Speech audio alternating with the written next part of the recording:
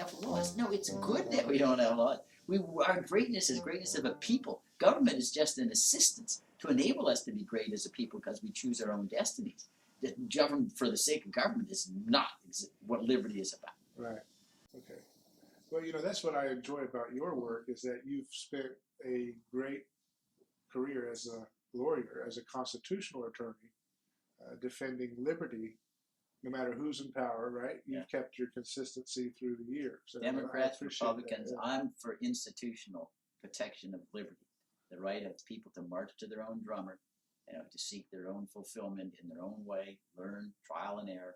Government should be marginalized. It's there to do basically only two things: protect the opportunity to march your own drummer from domestic or foreign predation. Other than that, government should be out of the equation. But what's funny about that is that I've been told that whether it's the left or the right in mainstream in this era of 2019, that the liberty movement, it had its little hurrah, and now it's a blip again. It's out of the way. Yeah. No one's ever going to be persuaded that liberty is important. Do you agree with it? Maybe are they right? I don't think that that's true. With regard to an individual basis, but institutionally, I think that when you become as powerful as the United States has, and you have an empire mentality, you dominate for the sake of domination. It is true that the species in general, it's not unique to the United States, thrills at the idea of marching around the world, bestriding the world like a colossus, Julius Caesar, telling other people what to do. We bomb them. And that's why we find in all of our institutions the celebration of the warrior. You go to professional sports, the warrior is celebrated. You look at the statue, the warrior is celebrated. You read about the novels, the warrior is celebrated.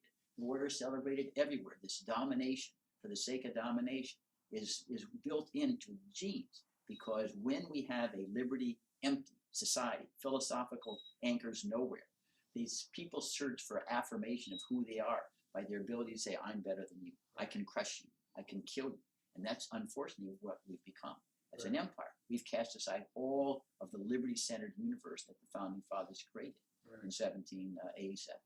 But some people think that liberty is anachronism, as it's talked about, that personal freedom is selfishness, it's predatorial, right? Liberty is just a guise for the weak to be exploited by the powerful, and that's why we have to trade in our liberty so that a benevolent state can fix the scales of justice in the favor of the weak or whatever. Well, I mean, it's a nice idea, but the idea of a benevolent government is a contradiction in terms. I've been in government. I've never found anybody who said, hey, let's ask for altruistic purposes. If you've been here like I have, executive branch, judicial branch, legislative branch, people act for power. That's the motivation. Who stands up, the Republican, Democrats, hey, let's be altruistic today. They're all maneuvering to do it. Well, let's rig the rules so we can stay in power and do X, Y, Z. So a nice idea. If government was benevolent, great. Then we want more government because benevolence is not a bad thing. Right. But that's ridiculous. Government becomes a malignant because it's there to have power, to dominate you. And it's true that liberty doesn't lead to a perfect world, but we're searching for an optimal world, not a perfect one. It is true. We're born with different endowments, different talents, and so if there's no intervention, but some people want to be charitable, but assuming the government stays the hands off, there is an element of unfairness in life. Just the fact that who you're born to, where you're not born in Somalia. But the horrors that come when you try to make everything perfect, the cure is way worse than the disease. Right. So you say, you know what?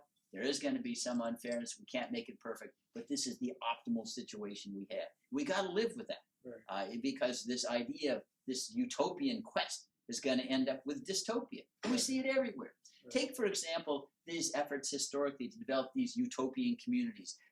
Brook Farm in Massachusetts and Owenite communities, and you can even write Sir Thomas More's Utopia. They all fall apart because you're running contrary to human nature to say, oh yeah, everybody just acts spontaneously for everybody else and be selfless. It doesn't work that way. The human being isn't created with that kind of motivation. So if the people want to try it, that's one thing, but there's proof positive that you need to celebrate liberty, be content with the fact that, hey, I could be wrong. These people have to march to their own drummer. If they're not exercising predation against me, they get to do what they want to do. Right. I could be wrong. Right.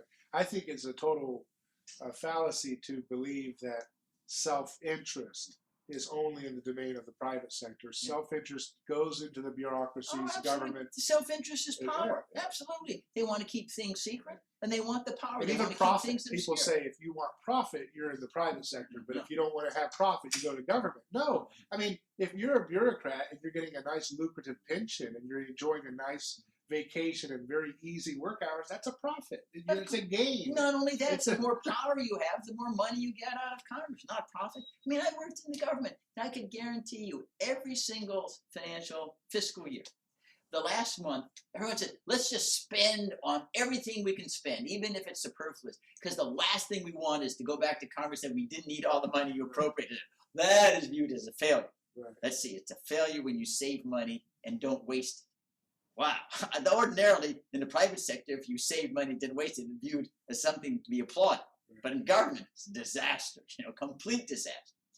And the government then also, the government employees, they have an vested interest, maybe you don't call it dollars and cents, of vastly exaggerating the importance of what they're doing. So they vastly exaggerate dangers of X, Y, Z. Why? Because then they say we need more and more money to do our task because the world is going to collapse unless we're out there every day doing 1, 2, 3, 4. It's an organizational imperative. Right. And that is part of government. You have to live with it to understand that. They don't teach that in these textbooks. They're all written in academia from 80,000 feet that have no clue as to what really motivates people in government to do what they're doing. Right. So they view the typical occupant of government offices as an angel who sits there and studies and thinks, well, what's the public interest here? I don't care about it at all. That person would be fired in 2 seconds, by a supervisor. Says, no way. We're here to get more money to expand. If you're not in that game, you don't belong here. Yeah, like I heard someone say that when they had the Navy pilots, they'd have to dump some of their fuel into the ocean to get rid of all of their products, so that they could then go back to Congress and say and we need more money. Yeah, right? That's just one example. Say, look, so they're literally just throwing fuel into the ocean. Yeah, and to me, I wrestle with this idea, but I don't know if there's a way to have limited government. I think that the nature of the beast is such that it has a certain momentum that will break through all the chains that try to bind it. And I think, hasn't the Constitution been almost rendered null for so many factors of its attempts to bind man? I think there's truth. Because you're a constitutional lawyer. But it's incomplete truth, I think. And the complete truth is everything you say, the natural tendency of government is to grow, like all organizations grow. The March of Dimes, when they solved polio, they had to grow and find other diseases. But the key and the genius of Madison was to say, well, but at least we can diminish the incentive to grow through checks and balances. We'll require a super consensus before government can do anything. Gridlock is prima facie good. It means more freedom and less money to support the government. But there are some instances, obviously, we have to fight in self-defense. So we have to have police there to enforce the laws. We may need court systems to have a rule of law as well. But that's a tiny fraction of what the government does today. But these checks and balances are surely not designed to mean the government is purely shielded from this tendency to overreach. But again, we need to search for the optimal, not the perfect. So even separation of powers isn't a perfect antidote to the natural tendency of government to grasp for power. But what we've come for today, not only do we have that not perfect antidote, but the whole concept of separation of powers is out the window. Right now, the president exercises more limitless power than King George III exercised over colonies that provoked the American Revolution. Most people don't really absorb this really harrowing fact.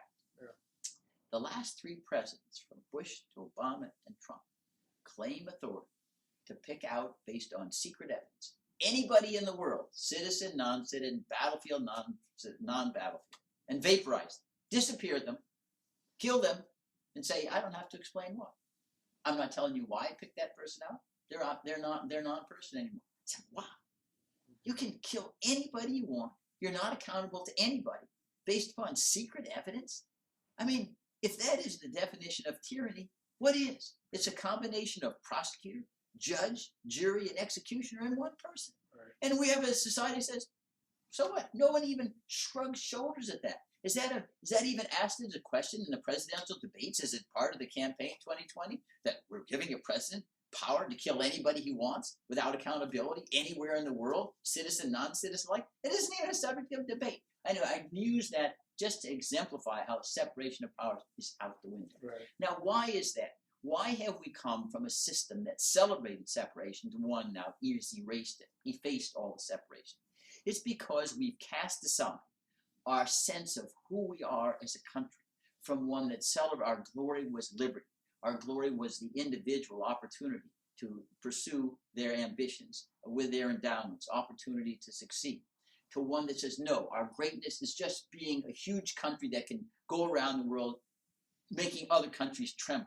Right. And so if that becomes your goal and objective, you have to have unity of command. It's like Napoleon said, you can't win wars without unity of command. No matter how dumb the general is, you can't have a collective running a battlefield. You got to decide now. And so as we became totally absorbed with this idea, we have to control the world. This idea is totally intellectually vacuous. We're the world leader. Oh, really? Where does this Constitution talk about, and what does it mean to be world leader? Do you get elected? Can you resign to be world leader? How do you know whether you're performing your role? We just make that up to say, well, we can go anywhere we want. Right. Initiate or invade anybody's sovereignty, whether they like it or not, because we can get away with it. No, that's all. And once you have that vision of national destiny, separation of powers has to go, because you can't run wars with separation of powers. And since we're basically a permanent warfare state, we've been at war at least since 2001, 9/11. And there's no indication it will ever end. No politician's ever going to stand up and say, you know, the danger from terrorism is sufficiently diminished. We shouldn't be at a warfare state. It's obviously of concern, but we're not at war. No one will say it.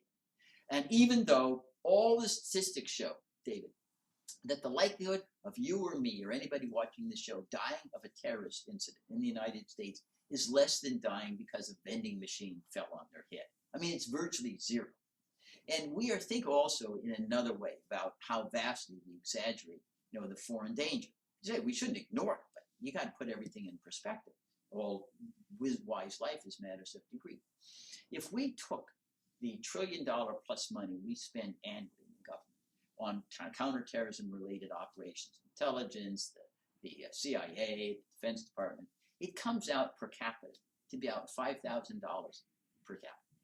Now, if you think that somebody comes to your house and says, here's a $5,000 insurance, I want you to pay me a $5,000 premium this year, and I'll guarantee you won't be killed by a terrorist, right? How many policies do you think could sell? Zero. Somebody saying, you think I'm going to fall for that scam? $5,000? You know, because a vending machine might not fall in? No way. Yeah. But that is what's being coerced by the American people out of the members in Congress and the executive branch, and the money keeps flowing. Doesn't matter how bad it is. If these agencies like the CIA are unaccountable to the Congress, how could Congress ever pass a bill that would make them accountable? I mean, they have their own budgets, they have their own off-site stuff. But the constitutional architecture is still there. It's Congress can do it. They don't have the will to do it. But even if they pass the bill, would the CIA be able to be actually accountably held to it? Or they've got so many little things in every corner of the world, they could shovel off some of their little, poppy. Well, if the system is sufficiently corrupt, but let me give you examples where Congress in the past did shut off CIA operations. I remember in 1975, the CIA was doing operations in Angola with Savimbi and the South Africans, and Congress passed what's called the Clark Amendment, shut off all the funds, and that was the end of the CIA operation. So maybe now changes have occurred since 1975. Maybe the CIA would say, oh, hell, we don't care. We just flout the law anyway. That's possible. But I'm just saying the constitutional architecture that still enables liberty to flourish and checks is there. But nobody exercises it anymore. Because, again, they're so imbibed into this empire mentality. We can't do that. I mean, the declare war clause, we're running right now 9 presidential wars. Congress has never declared 9. Congress, 9, yeah. So we got Yemen? Here we are. Okay. So we're at war. We're doing war in Yemen and Afghanistan and Pakistan and Somalia and Libya and Syria. We're still doing stuff in Libya? Yeah, we're still in Libya. Yeah, absolutely. What are we doing? We created a wilderness. We're trying to go after ISIS and manipulate, Haftar or whatever. Who the hell knows? I mean, we can't even keep straight who's our ally and who's not. Like in Yemen. I mean, Yemen? This seems kind of crazy. Yeah. What are we? The Houthis are trying to kill Al Qaeda, and we're against the Houthis. I mean, wait a minute. We're actually helping the side that we're fighting the next around the border. But again, we're at war with Al Qaeda and ISIS, and Congress. This is how bad it is. Congress thinks this is now we're close to 19 years after 9/11. Well, maybe we should vote on whether we're at war. Wait a minute. This is after you're fighting for 18 years. You decided it was like after Japan surrenders in World War II. Okay, let's vote to decide whether we were at war. I mean, the whole thing is ridiculous.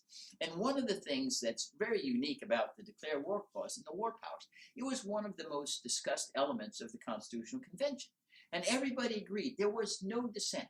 We can never let the war power migrate to the president because they have a vested interest in concocting excuses for war because they get all the power. They got all the jingoism. They got all the footprints in the sands of time. As Madison said, all the worst vices of the human heart conspire against peace if you give the executive the war power. So there's no dissent. There's not a shadow of a doubt.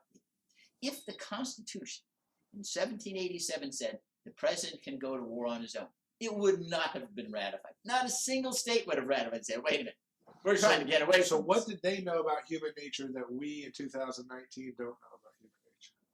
Well, I think number one they focused on. Right? Yeah, number one, they read philosophy. They read books. These were very, very educated states. I mean, the members who were at the Constitution Convention. And so they would refer to Montesquieu. They refer to the history of Swiss cantons and in ancient Athens, and they knew Socrates. They knew the philosophers and Machiavelli, and they understood human nature. In part because you have to be a reflective culture in order to do that. Right. If you're all kinetic, you never even think about that. You're just a savage. You out there, and you have power. You dominate. You eat. You have sex, and you have fame. You never spend any time reflecting. But the members at the convention, they were reflective people. It didn't mean they all agreed on everything, but they gave serious thought to this. Now, maybe it was because they had no distractions. They didn't have the internet or TV or anything. So the option if you didn't read a book was, I don't know, not a whole lot. You're not going to go out and hoe the tobacco fields or something. Yeah. But putting that aside, they were deeply, deeply versed in human nature. And you can understand that by reading the Federalist Papers. Their writings are steeped and these examples of history, we can't trust. Remember, Madison said if men were angels, we wouldn't need to have government at all. But history teaches that's not going to be the case. So we need to act in developing the constitutional architecture with a recognition that man is depraved. There's original sin out there, whether you call it biblical original sin or otherwise. Men act for ulterior, sordid motives. Now, we've created a culture that's almost been self-lobotomized. I mean, even at the Ivy League schools, these members, they don't know anything. They've never read anything. It's not a reflective culture. That's why you see kids and adults, they're as close as you are to me, and they don't talk to each other. They're pressing buttons on an electronic machine. That's all it is. Let me find something to do today. Yeah, but it is. So that's where we are today. We have a generation that knows nothing. See, I don't think it's a flaw. I think it's a function of what governments always do, which is, it's not like they intended as such. Some of it is maybe, but mostly it's a feature of monopolistic organizations like the state. When you introduce, in my opinion, a coercive monopoly over any kind of body of knowledge or function or service in society, it will inevitably retard and mutate the quality of that, right? So because when you're enclosed with coercion, if I could get Congress to give me a monopoly on the production and selling of milk, I mean, my prices would go through the roof, the quality would go down because there's literally nobody in town allowed to compete with me. And so even if I wanted to try to do the best job I could, I wouldn't know the right information and knowledge that a market competitive society would provide. Because I wouldn't know, wait a second, I thought this was the best way to process, but I didn't even think about doing this formula or doing this method or using this cow or using this shipping method or using this or that, right? Because you don't have the competitive pressures to be creative. And creativity and innovation is what makes humans rise above their barbaric nature, hopefully, you would think. But, well, I mean, I don't dispute what you're saying, but again, I don't think it's complete when you think about education when I'm talking about culture. Because no matter how bad the schools are, I can get on the internet. I can read all the great books. Right. And that's my education. Right. And I lived through Sputnik, all the best schools, whatever. Yeah. Most of my education is what? Talking to my friends and reading outside the classroom.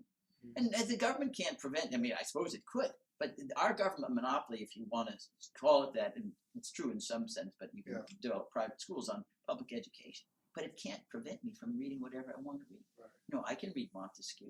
I can read. But who's consenting to all this nonsense? I can read. But you're not consenting to all the nonsense. No, it's the true. people consenting to the nonsense are the people who buy the Kool-Aid of their catechesis. Okay, but listen. They got to take the account of their own destiny. You know, you government can't tell you not to read Virgil's Aeneid or the Iliad and the Odyssey or a million other things that are very great in their understanding of human nature and why we exist. Montaigne.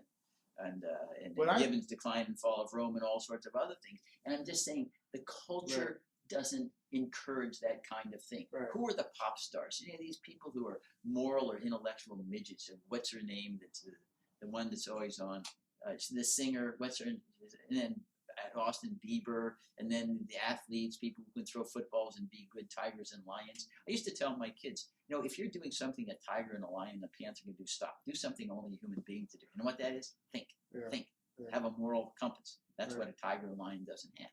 And that's, we celebrate all people who are like that.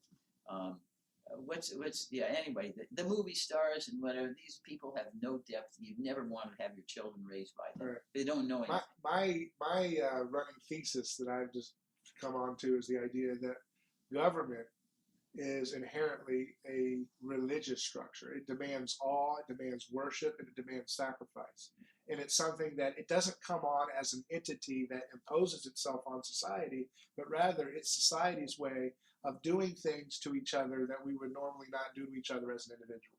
So the minimum wage law, as it's written, actually, you know, if you actually violated it long enough, you'd be in jail. You get fined, and if you still resist the minimum wage, you go to jail.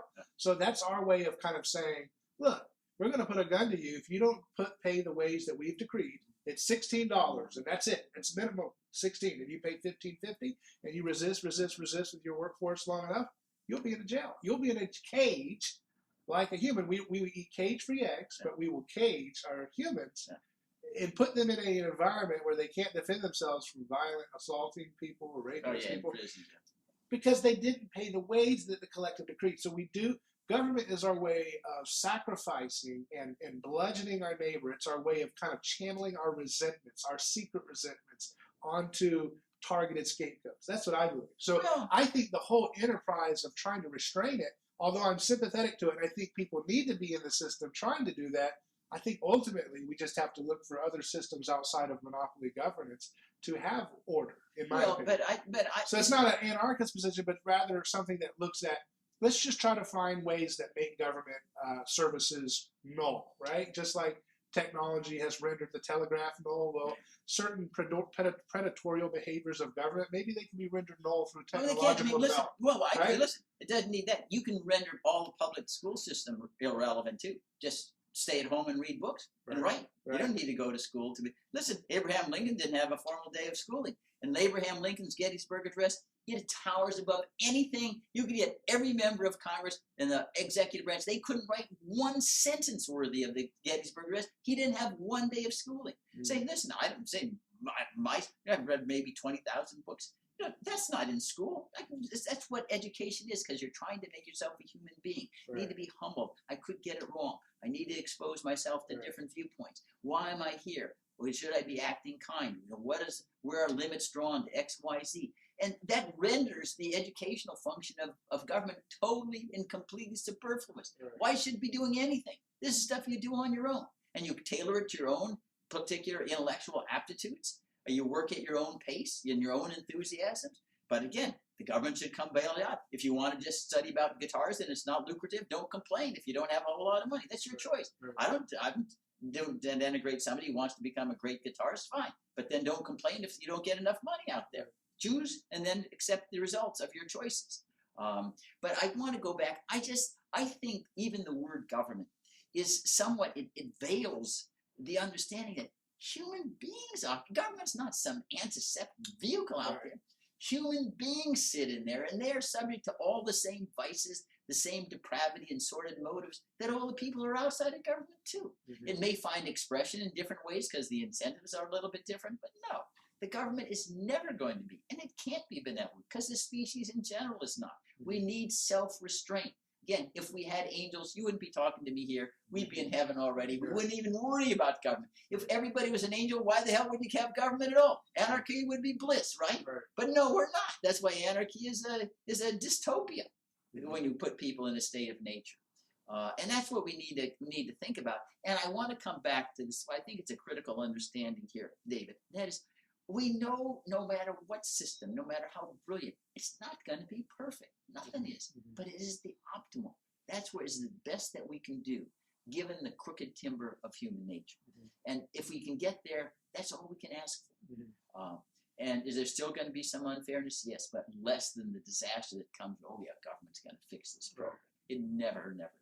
So in your career of constitutional law, what is the greatest danger to human liberty that you see with all the fights that you've engaged in? The greatest danger, David, is the warfare state.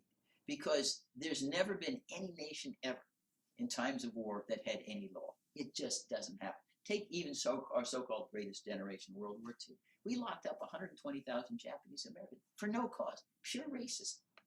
In fact, the military went out to the West Coast and said, well, we can't find any evidence of espionage or sabotage by Japanese Americans. And therefore, it's confirming evidence that they're about to commit treason. We got to lock them up. I said, wow, I thought I would encounter an argument like that maybe in Stalin or Mao or something.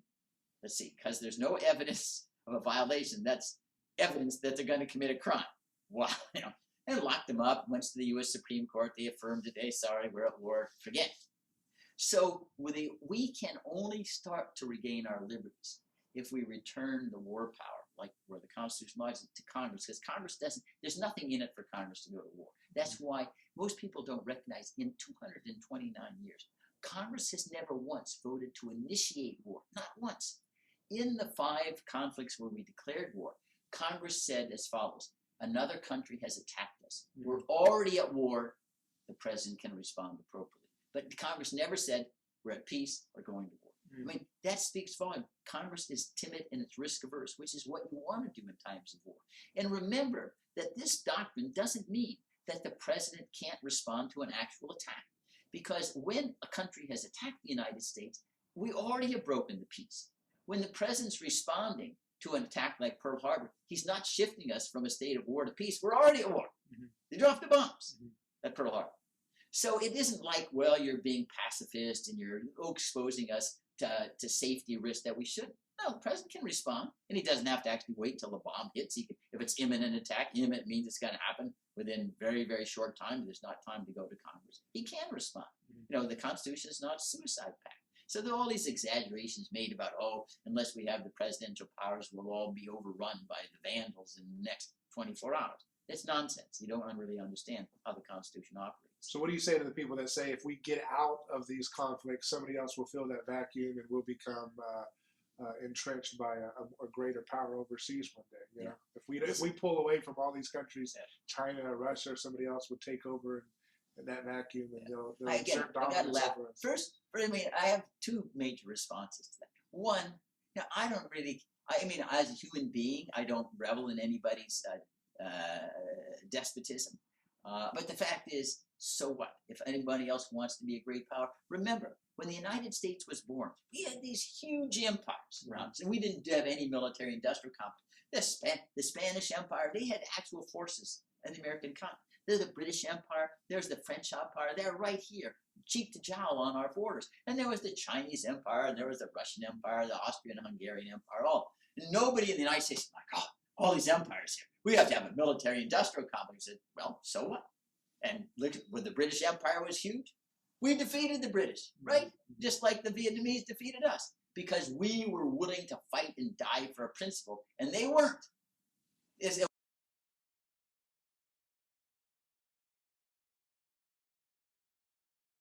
Advantages over us and everything else. So that's the first observation is, all right, so you want it. The second one is, the stupidity of empires that when these countries purport to expand, it makes them weaker. It gives us more safety. It seems paradoxical, but it's not. The reason is simple. When these countries go into foreign lands, they immediately encounter resistance. I said, okay, if Russia wants to take Syria, good luck, Or like look at how many empires, the British 3 times, the Russians tried to conquer Afghanistan. Hey, good luck. You think you're going to be more powerful? No.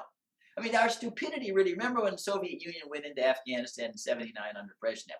We finally threw them out after 8 years. He said, why didn't you let them go after 8 years? They're being pummeled every single year. Let them stay there forever. Have a forever quagmire, it weakens them. Take another example. Well, Eastern Europe and Central Europe, after the World War II concluded, that did not make the Soviet Union more powerful. It made it less powerful because they were bankrupting themselves. Yeah. They were so untrustful of all their so-called Warsaw Pact nations, they wouldn't give them any weapons. Right. Said no. And do you think when the Soviet Union was running around elsewhere, you think any Warsaw Pact state helped them fighting in Angola and elsewhere? No. Are you kidding me? So they just absorbed an albatross. Right. And when ultimately Gorbachev said, game's up, we're not paying for this stuff anymore, we're not going to prop you up, because they didn't have $3 billion to build the fence to keep the East Germans from flocking to West Germany. It was an acknowledgement that the empire was a losing proposition. It destroyed the Soviet Union. So what? And think of this too, and just in terms of our own national interest. Suppose the Soviet Union decided, okay, they're going to invade West Germany or France. Right. You think there's not going to be resistance? Right. It would be making them even fall further, faster. Right. They'd have more money spent. They wouldn't trust anybody. You'd have sporadic rebellions, as you did. Yeah. Even during this heyday of the Soviet Union, you had uprising in East Germany, then uprising in Hungary, and then you had Prague Spring, and then you had the Polish uprising. All that stuff cost huge money. See, what you've touched on is something I like to use the word strategic independence rather than non-intervention, because non-intervention sounds like I just stay out. It's a negative. No. But strategic independence is another word for what we're talking about, which is the strategy of allowing your enemies to fall on their own sword. Yeah. It's through like overextension and destruction. It's like the Chinese military action. The greatest military commander wins a war without fighting a single battle. You just maneuver and let the other side self-destruct. The British called it masterly inactivity. Yeah. You're just on your guard and you watch these people and that's self-destruct. But we do the opposite. We go in the middle of Sunni and Shiites, right? And we just get in there and they start attacking us. We unify them around. Yeah, we're the only thing. It's like the only reason why Cuba is communist today is because of us. Right. Because we boycotted them. There's no free. We tried to isolate them 50 times over, so the communists could blame all of their failures on the United States. We said that's right.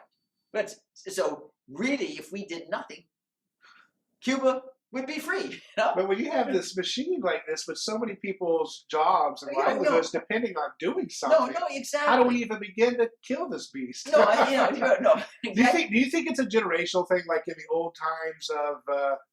I mean, obviously, war will be with humans, but do you think that we're going to lose our appetite through the generations for war? No, it's built into this. So you're saying the little babies right now? Oh yeah, they'll grow up prosecuting war. Yeah, absolutely. So it's in our species. It's in the species. Yeah, you can go back. It's the longest. It's even longer than prostitution. So does that give the war machine an argument then? Look, someone's got to be the predator. We've decided to be the predator. If we're not the predator, somebody else will eat us. No, I don't think that justifies it. The other predators will never reach our shores because we'll have self-defense. They'll end up killing each other, and we're sitting happily because we have separation of powers and nobody else does. The United States Constitution, which entrusted the war power to Congress, we're the only constitution in history that gave the war power exclusive to the legislature. The only one. That's stunning understanding. But but go back to the history of warfare. If you look carefully, this has been done in the Old Testament. You know how many deaths there are? Like 26 million. Right. And who's celebrated in the Old Testament? Well, David, because why? He's a great warrior. Right. He's a great killer. Read the Aeneid. Virgil's great Aeneid. Epic. Every single scene is slaughtering XYZ because Troy has to find a new place for an empire. And, hey, Rome's good enough and whatever. They never asked. I wonder why the heck we're fighting. It's just built in to be assumed, be part of the species, like breathing or eating or something like that. We're never going to get rid of it. All we can do is try to control and diminish it. So you're a constitutional lawyer, but imagine you were in a jury. You were presented with a jury of the American populace, right? And you're going to talk to them, and you're going to try to persuade them with all your rhetorical power to resonate with the average Joe who hasn't read the Iliad, hasn't read all of these philosophical books. what would you say to them to try to get them to persuade the jury to say no more wars? We are voting to not guilty. We're not going to go kill those guys overseas anymore. Yeah. What would you tell them? The average person. The average person say it will make us safer, and this is the only way that you can prevent the country from going bankrupt and you to lose all your Social Security, all your infrastructure, and everything else. We are now spending ourselves, over the cliff. And the first place the military-industrial complex is going to go to support the never-ending wars, and say that which pretty soon we're going to be spending on carrying costs alone to the debt, largely due to war, is to eat at all of our infrastructure and Social Security. And you are going to be living in poverty, and we're going to collapse. And that's, if you don't care about anything else, just your own livelihood is at stake. We cannot survive. And the other, and I would underscore, this will make you safer. Right now, our warfare state is the equivalent of roaming the world, searching for a beehive, smashing the beehive open, and then complaining the bees are trying to sting us. If you don't smash the beehive open, they won't try to sting. And that's what we got to be doing. That's the case that we have to prosecute, that case, right? We have to prosecute the case against this war machine and I just don't understand. I guess it's a groupthink, it's a herd mentality that they feel like they're not morally responsible, but the idea of people knowingly keeping us in conflict, using other people's money is so morally repugnant to me. Yeah. And I wish there was a way that we could break through to some of the people on the inside to try to prick their conscience. They don't have consciences. It's got to be the outside. And I say that based upon first-hand knowledge. I meet with these people all the time. They're so desensitized. And I'll just pick up one example. And I don't want to make it, because there's so many of them out there, to show how desensitized we are, to the reality. When President Trump said, well, he's going to call off these peace negotiations in Afghanistan because Taliban had killed an American soldier, I said, one soldier. You dropped the mother of all bombs for no tactical purpose at all. You blithely said you would wipe 10 million Afghans off the face of the earth. 10 million, Holocaust style, But you were benevolent, so at least for the time being. And you're now complaining because of one? Yeah. You don't understand, from their perspective, you look like you're totally, completely hypocritical. Yeah. How come like our lives are worthless and yours are worth everything? Where does that come from? Is it written in the sky? You have different DNA than we have? Yeah. I'm just telling you, I don't care how educated, uneducated people are. There's one thing that every human being understands: inequality, disparate treatment. Even a child knows if one gets an ice cream cone, the other doesn't. And when you have that sense of disparate treatment, you're going to build resentment very fast. That's what I'm outraged about the left, because the left should be all about this, and yet they were doing hashtag Taliban Trump the other day because they were mocking him for trying to meet with the Taliban people before he canceled it. And I thought to myself, wait a second, the left says that they are for the protection of the misfit, of the minority, of the person of color, right? They use that language. Well, they're cheering on the continual bombing and starvation of millions of people of color. Yeah, with our assets and our military. How do we get this? I don't understand. This is such a joke. It feels like a dream. It feels like I'm in a dream that people would say, we are mad that the Oscars did not nominate enough African-American directors, but so we love people of color, but bomb people of color in Afghanistan, bomb them in Libya. What is this? It's psychopathic. Yeah, that's psychopathic. I'm worried about people on a nominal basis, like they'll say, we'll defend minorities about do not do cultural appropriation. If you're a white person, do not do what is it? What is that called? Don't do the hair like the African American traditional hair, right? Because that you are expropriating, you are oppressing other cultures. But Trump, hashtag Taliban Trump, hashtag hashtag get you're an agent of Russia if you want to get out of Syria and stop killing the brown and different colors of people there. So I don't understand this. The left should be 99% lockstep in trying to end these wars. And that's the one thing they are always attacking Trump for, is whenever he signals that he's wanting to pull back. Yeah, but they didn't attack Obama, had the same wars. They didn't do anything. Yeah. And this is where I think that you may be mistaken in this sense. Yeah. Not in a necessarily an academic sense. But you're imputing to these people, a concern for intellectual consistency that doesn't matter. All this really is about is a cover-up for they just want power. And they want to criticize people they don't like because they don't like their policy. So they'll make up anything under the sun. That's why they'll flip the next day. If Obama did it, it's fine. If Trump does it, it's not fine. That's all this, and it's on both sides. I don't want to say it's liberal, conservative. The species is not dedicated to intellectual consistency and philosophical truth. They're dedicated to power. And all they do is make up stuff out of thin air if it gives them power. And it supports their bigotries. They don't start out with a search for truth and come up with ideas. They say, what do I want to happen? And they make up anything to say that justifies how they power is more intoxicating than even money. Oh, power is way more intoxicating than money. It is the fundamental fuel and dynamism behind the species. And why is that? It's because with a philosophically empty species like we have, and I call the species, we're a hormonal, not a cerebral species. They have to search for something other than philosophical truth and principled consistency to give them a sense of self-identity and esteem. And the only way, unfortunately, our species can find that sense of esteem is power.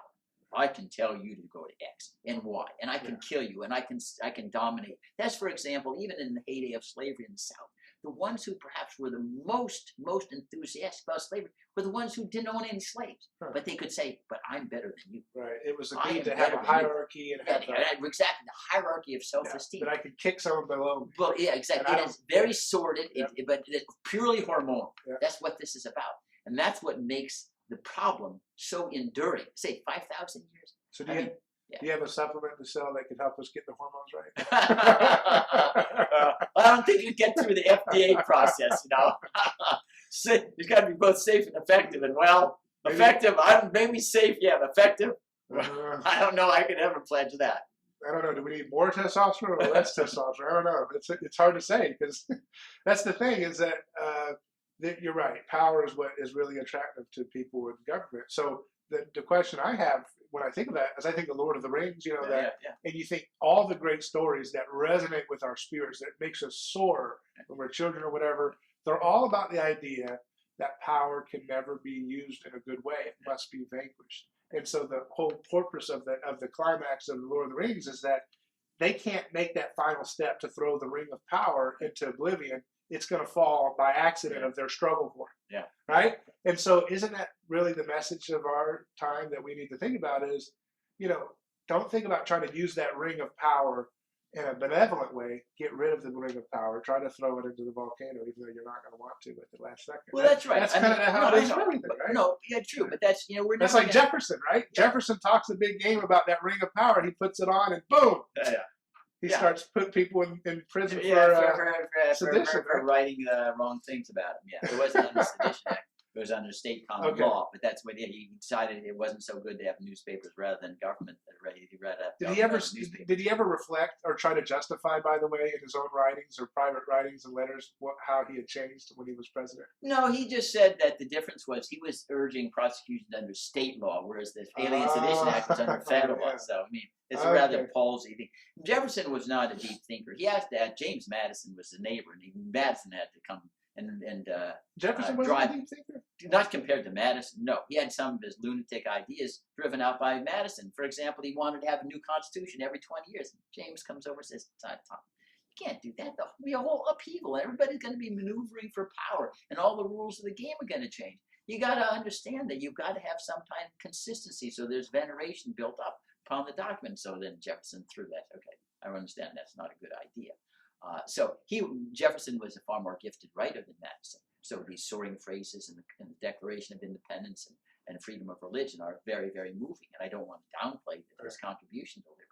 But when it came to sound, practical thinking, Madison was heads and shoulders. He's at age 25. He's helping write the Virginia Constitution. So he's serving in the Continental Congress. He's serving in these legislative bodies. He sees power firsthand. Jefferson's over in France, having these salons and buying books for Madison. But Madison saw that up front. And so when Thomas Jefferson, wanted what's wrong with the Constitution, Madison writes it, not Jefferson. These are the flaws in the Articles of Confederation. And then he came up with a basic design for the United States Constitution itself.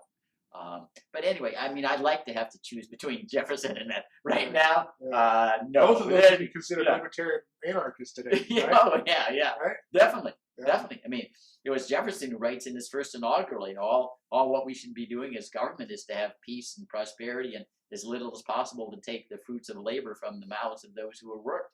And everything else will work on its own. We don't have Federalists or Republicans. We're all agreed with regard to the basic structure and the processes by which we move forward as a government. That. So, do you think we're in a stasis, or are we moving in a direction that's good in history? Do you believe in a linear view of history? Yeah, I So you have the ancient view, the circular view. It's just a repeat cycle. Yeah. And then you have this linear view that's developed in some Greek and then Christian thought, which is that history has a purpose. It begins in the Bible. Teleological sense. Yeah, it begins in the garden. It ends in a city of God, Yeah. right? So there's some kind of cultivation process. Do you see that? The Whigs had that view, linear view. Hegelians have this view of a progressive nature of history. I kind of go something of mixture. We have circular, a cycle pattern, but it's still, there's a curly Q factor. It's moving up, right? Well, it's going somewhere. And we may be on a downward slope for 100 years, but eventually it kind of ekes its way back up a little better. What do you think? No, I think that there is no history. It's all the same thing over and over again. Byron once wrote, I think, in Harold and Child, that history, he says, with all its volumes vast, has but one page. It's just the same thing. The only thing that changes is the choreography, but the narrative is the same. Old Testament, New Testament, Holy Quran, Buddhism, whatever. It's all the same. And no generation ever learns a darn thing from previous generation. We just do the same thing over and over again. Because I say it's built in. We're a hormonal species. We're not a reflective species. Now sometimes we have little quirks that the narrative speeds up or slows down, but there is no history. There's nothing new. Ecclesiastes. What has been will be again. What has been done will be done again. There's nothing new under the sun. That's why this idea of history is a joke. Fake news. I mean, fake news began in the Old Testament. Really?